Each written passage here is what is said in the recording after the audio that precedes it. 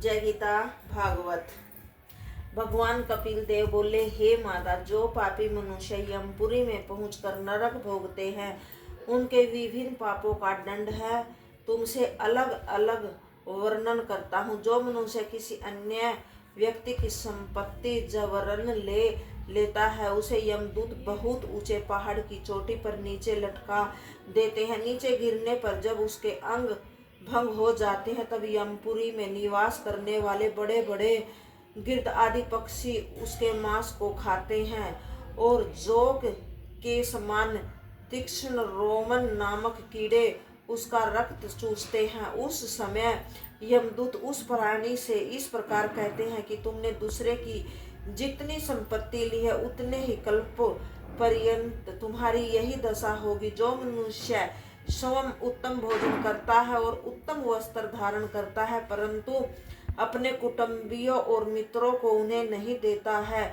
जो साधु महात्माओं की सेवा नहीं करता, उसे नरक में पहुंचकर बहुत जोर की भूख लगती है। उसी समय यमदूत उसी के शरीर का मांस नोचकर उसे खाने के लिए देते हैं और कहते हैं कि जिस देह का तुमने पालन किया था उसी को स्वयं खाओ। जो मनुष्य किसी साधु महात्मा को दुर्वचन कहकर उसे टेढ़ी आंख से देखते हैं उनकी आंखों को यमपुरी के गिर्द अपनी चोंच से फोड़ डालते हैं और उसके मांस तथा रक्त के गुद्दों को निकाल देते हैं। जो मनुष्य अथवा संसार में न्यायाधीश पद पर बैठने वाला व्यक्ति किसी निरपराध को दंड देता उसे दो पत्थरों की चट्टान के मध्य में रखकर कोहलू के समान पेरा जाता है। जो मनुष्य किसी को जहर देता है या किसी के घर में आग लगाता उसे तलवार की धार के समान पन्ने पत्ते वाले पेड़ पर ले जाकर ढकेला दिया जाता है और उस वृक्ष के गिरने पर उसका शरीर चूर चूर हो जाता है। जो मनुष्य प्राय स्त्री के साथ होता है उसकी देह को लोहे की स्त्री की मूर्ति को आग में लपाकर चिपका दिया जाता है। जो मनुष्य प्राय द्रोहर हड़पता है उसे अग्नि के समान जलती हुई पृथ्वी पर लटका कर उसकी देह पर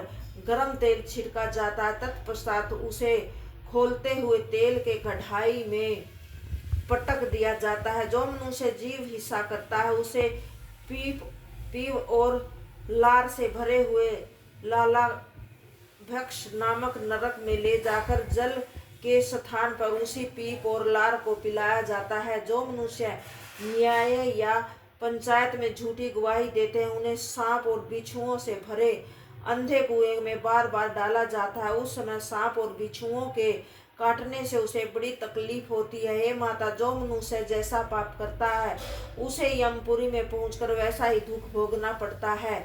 जय गीता भागवत।